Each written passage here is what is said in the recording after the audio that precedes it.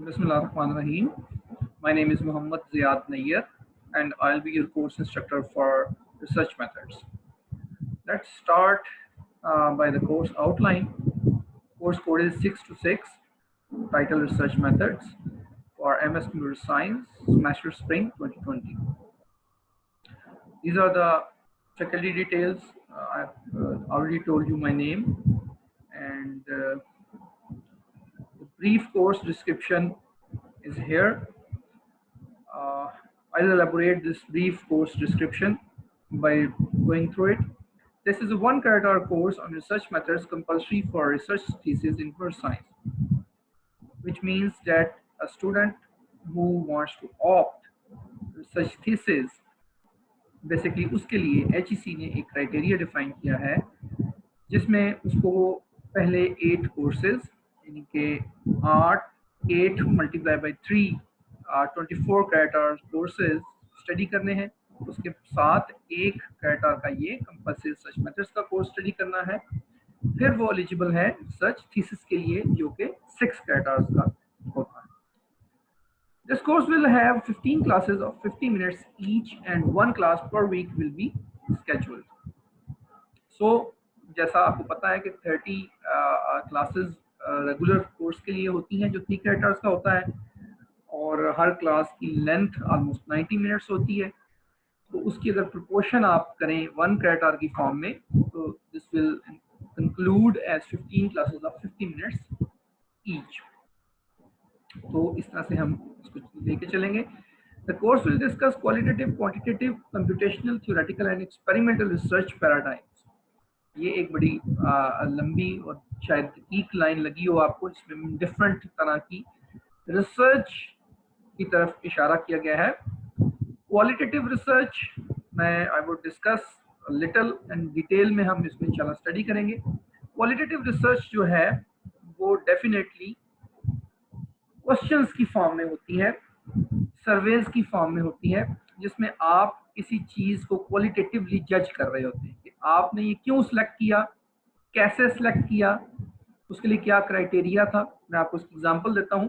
For example आप किसी product की क्वालिटी के लिए रिव्यूज़ लेते हैं यूज़र से, तो डेफिनेटली आपके पास कोई क्वांटिटी नहीं है, कोई quantitative parameters as such directly available नहीं है। तो आपको एक सर्वे डिज़ाइन करना पड़ेगा जिसमें लिकट स्केल जो आप 1 to 10 या कोई स्केल बनाते हैं, बेस्ट टू वर्स्ट नंबर देते हैं 1 2 3 4, समटाइम्स वो 4 होते हैं जिसमें रेडियो बटन्स होते हैं। आपने सेलेक्ट करना होता है कि जी आपको ये प्रोडक्ट कितनी अच्छी लगी, 1 most likely and 4 not likely at all.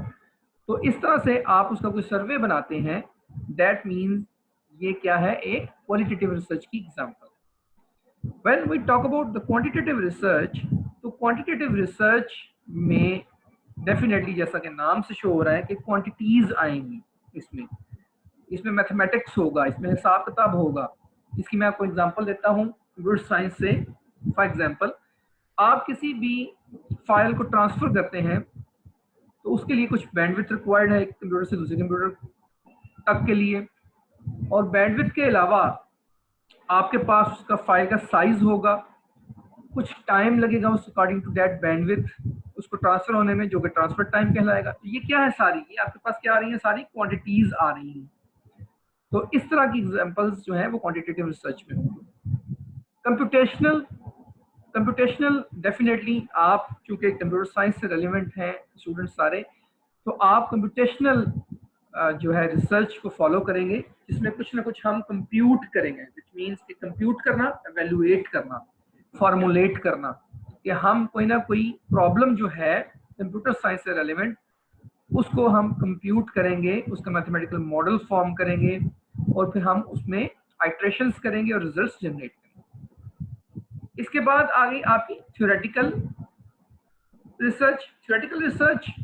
जैसा कि आप किसी भी, मैं आपको एक एग्जांपल दूंगा, जैसे भी आप किसी भी चीज़ को पढ़ते हैं, आप एक टॉपिक को कहीं से स्टडी करते हैं, उसको क्लैरिफाई करने के लिए आप मजीद टॉपिक उससे रेलिवेंट पढ़ते हैं, and hence you explore that area और आप तमाम लिटरेचर कोशिश करते हैं कि रीसेंट वन जो उस टॉपिक पे पब्लिश हो चुका है मैं उसको पढूं, और उसके बाद आप अपना कोई मौकफ उसके बारे में बयान करते हैं, तो that will be theoretical research.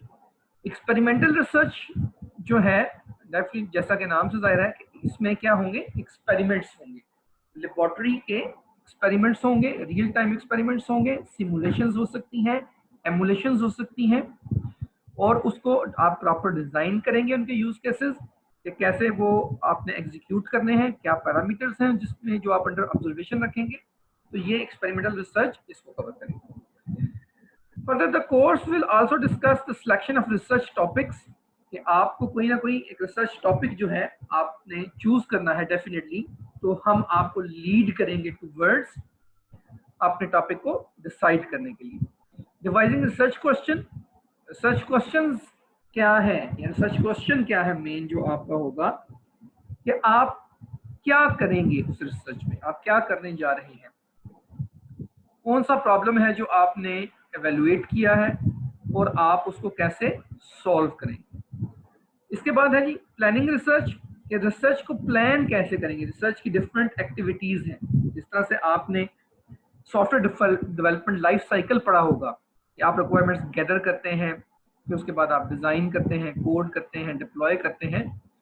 तो इसी तरह से रिसर्च के भी कुछ फेजेस होते हैं, जिसमें आप क्या करेंगे कि सबसे पहले आप स्टडी करेंगे लिटरेचर को जो अवेलेबल है, लिटरेचर रिव्यू करेंगे, आप पोटेंशियल पेपर्स में से डायरेक्शंस देखेंगे, फिर आपको कोई एक डायरेक्शन अगर अच्छी लगेगी तो आप उसके ऊपर मजीद उस टॉपिक के ऊपर फिर आप मजीद पेपर्स पढ़ेंगे। उस पेपर्स को पढ़ने के बाद आपको कोई प्रॉब्लम उसमें से लगेगा कि ये हम प्रॉब्लम है इसको सॉल्व होना चाहिए और yes we can do it, फिर आप उस प्रॉब्लम का प्लान करेंगे कि हम इसको कैसे सॉल्व करेंगे, कौन से मेथड्स, कौन सी टेक्निक्स, कौन से टूल्स यूज करेंगे इस मेथड को सॉल्व करने के, इस प्रॉब्लम को सॉल्व करने के लिए। फिर आप उसके लिए कोई टेस्ट बेड चूज करेंगे, फिर आप उसके ऊपर अपनी एक्सपेरिमेंटेशंस डिजाइन करेंगे, फिर आप उसको रन करेंगे, रिजल्ट्स जनरेट करेंगे, उनको कंपेयर करेंगे, और इस तरह से आप अपनी रिसर्च को कंक्लूड करेंगे। ये सारे फेजेस जो हैं ये रिसर्च प्लानिंग का पार्ट है।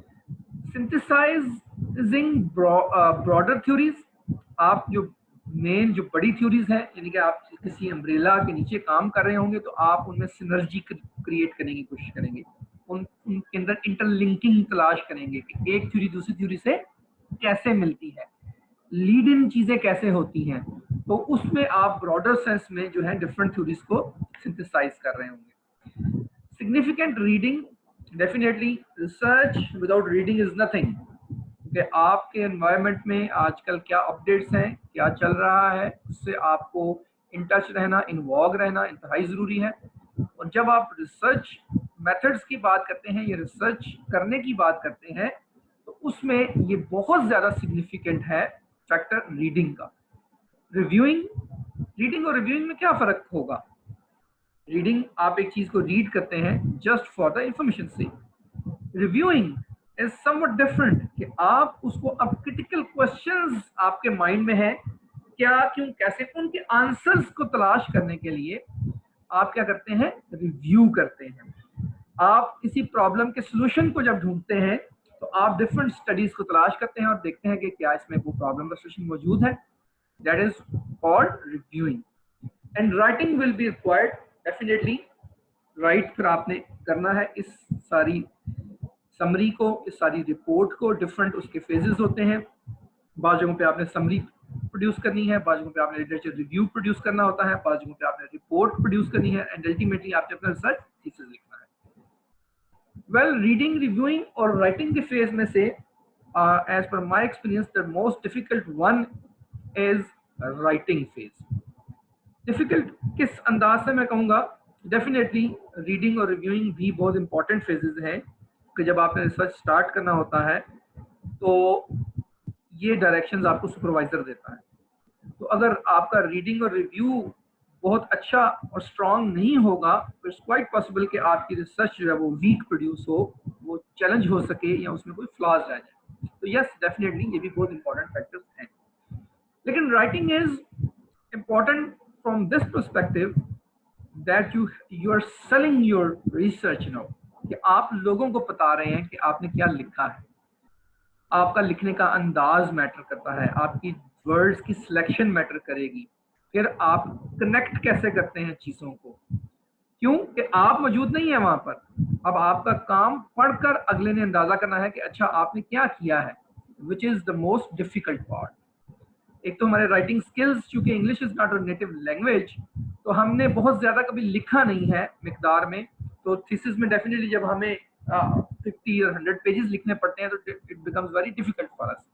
मुख्तलिफ तरह की ग्रामेटिकल मिस्टेक्स, स्पेलिंग मिस्टेक्स के अलावा टेक्निकल राइटिंग जो है इट्सेल्फ एक पैराडाइम है, जिसका एक तरीकाकार है जो भी इंशाल्लाह इस कोर्स की आउटलाइन में इंक्लूड है, हम उसको भी थोड़ा सा टच करेंगे। And students will be expected to participate actively in the class discussions। जी, कोशिश ये होगी कि ये इंटरेक्टिव सेशंस हों आपके साथ, ताकि आप इसमें पार्टिसिपेट करें, क्योंकि जितना आप क्वेश्चंस रेज करेंगे, जितनी आप क्लैरिटी प्रोड्यूस करेंगे अपने लिए इस कोर्स के मुतालिक, उतना ही आपके लिए ये आसान होता चला जाएगा।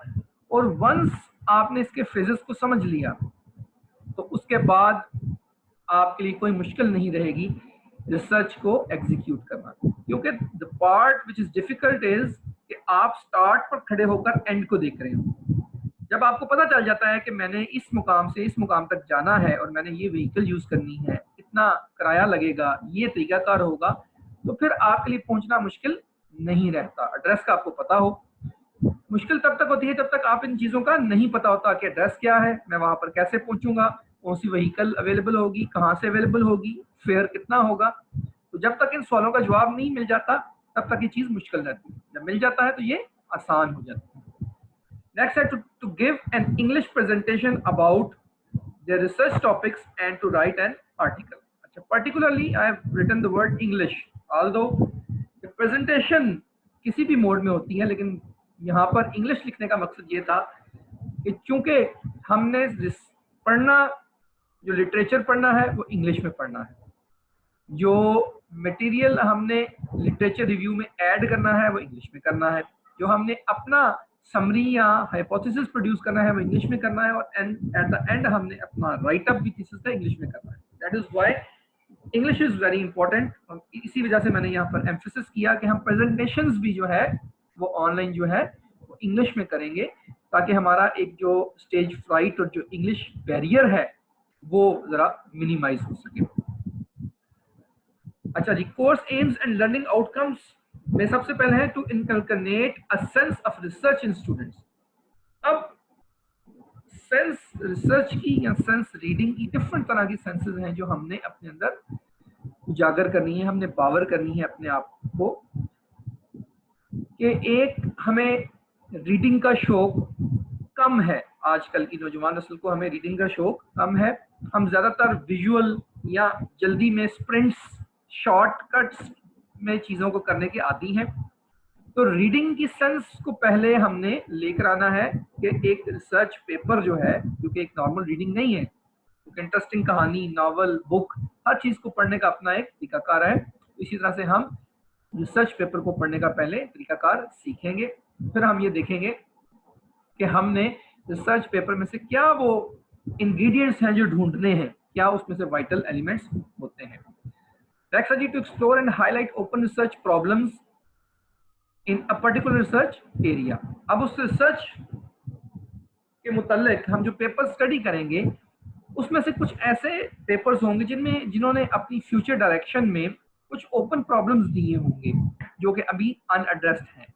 तो पहले तो हम उन ओपन प्रॉब्लम्स को देखेंगे, फिर हम उनको वेरीफाई करेंगे एक्सटेंसिव सर्च से कि क्या वाकई ही अभी तक ये प्रॉब्लम्स ओपन है, ये चैलेंजेस अभी तक किसी ने एड्रेस तो नहीं किए, इसमें किसी ने काम तो नहीं किया।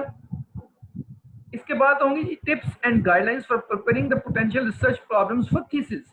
अब आपने उस प्रॉब्लम को ले लिया जो आपको पिछली फ्यूचर डायरेक्शन की पेपर में से मिला, लेकिन क्या एज इट इज आप उस प्रॉब्लम को पोज कर सकते हैं, एज इट इज आप उस प्रॉब्लम को सॉल्व कर सकते हैं, क्या उसमें कोई मॉडिफिकेशन रिक्वायर्ड है, क्या उसको किसी एरिया से लिंक करना जरूरी है, क्या एप्लीकेशन पॉइंट ऑफ व्यू से वो प्रॉब्लम चेंज तो नहीं हो जाता, या किसी खास फील्ड में उस प्रॉब्लम को इम्प्लीमेंट किया जाए तो क्या उसकी नेचर डिफरेंट तो नहीं हो जाती।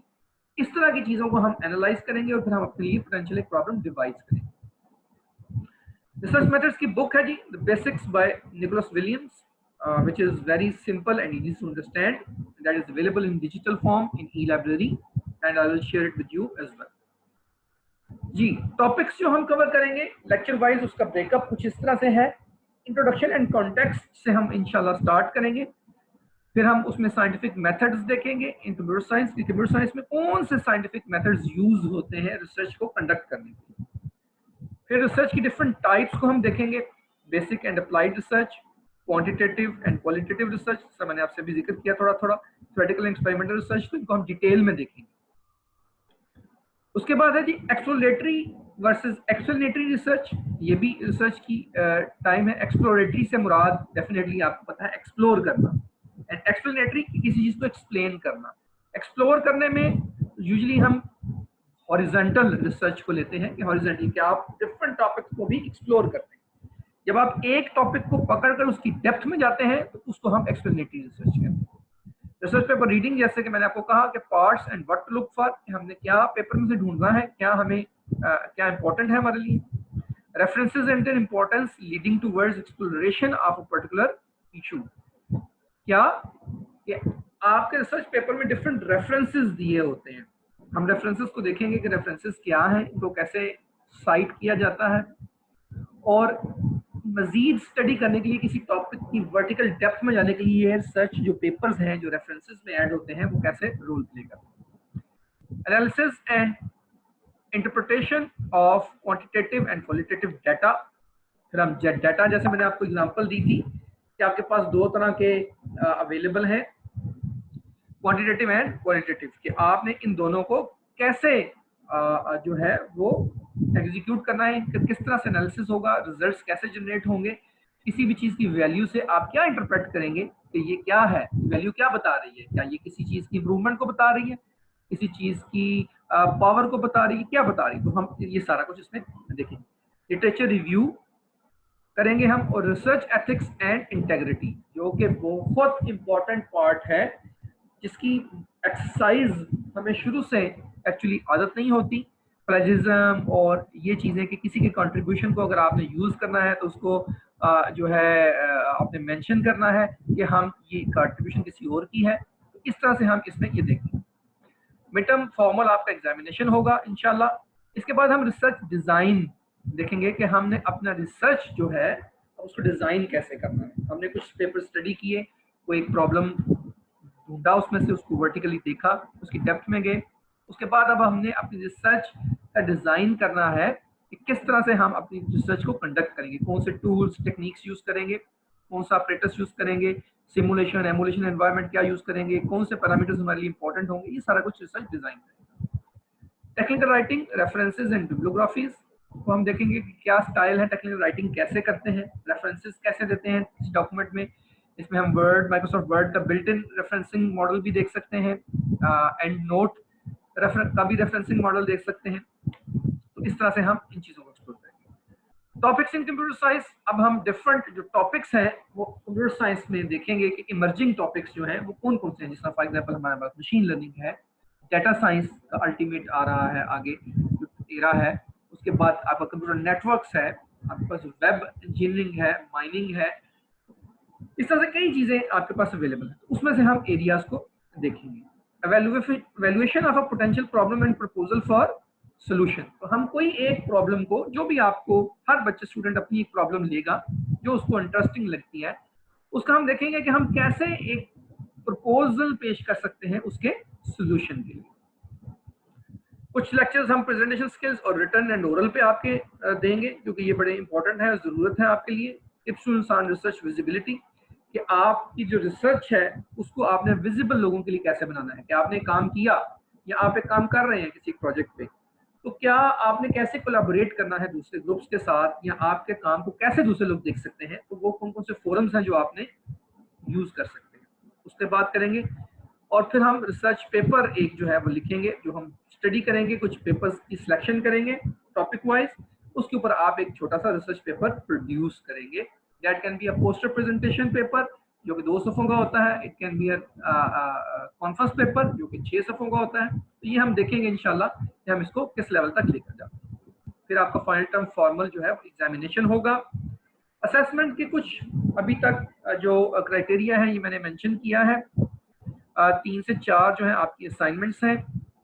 Class participation definitely on going जो है आपके क्वेश्चन आंसर सेशन है। फाइनल टर्म 30% है और फाइनल टर्म पेपर जो है वो आपका 20% है, क्योंकि मेजर पोर्शन आप देख रहे हैं कि आपकी असाइनमेंट्स का है। असाइनमेंट्स बाय मींस कि हम छोटे छोटे जो टास्क परफॉर्म करेंगे, हम कोई पेपर पढ़ेंगे उसकी समरी प्रोड्यूस करना होगी हमें, कुछ हम 3-4 पेपर्स कलेक्टिव पढ़ेंगे, उसमें से हमने लिटरेचर रिव्यू देना होगा या हमने किसी टेक्निक को एक्सप्लोर करना होगा। इस तरह के काम जो है वो सारे के सारे असाइनमेंट्स में आएंगे आपके।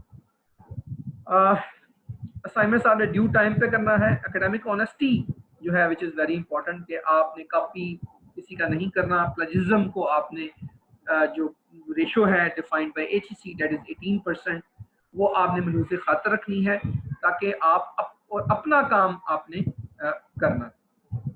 जी, जो टीए है वो जहाँ ज़ेब है हमारा, इसका फॉर्मल हमारा स्टूडेंट है एक। इसका मैं करंट आपको एड्रेस भी यहाँ पर टाइप कर देता हूँ, जो ऑफिशियल है, ताकि ये अपडेट भी हो जाए और आपको सबको पता भी चल जाए। इसके बाद कोर्स कम्युनिकेशन जो है वो थ्रू ईमेल्स आप मेरे साथ कर सकते हैं, थ्रू गूगल क्लासरूम फोरम्स कर सकते हैं, जैसे आपको आसानी हो हम उस पर डिस्कशन कर सकते हैं। तो ये था जी कोर्स का जो है इंट्रोडक्शन। इंशाल्लाह हम फॉर्मल जो है वो नेक्स्ट लेक्चर से हम इसको स्टार्ट करेंगे। अभी तक के लिए इतना ही। टेक केयर, अल्लाह हाफिज।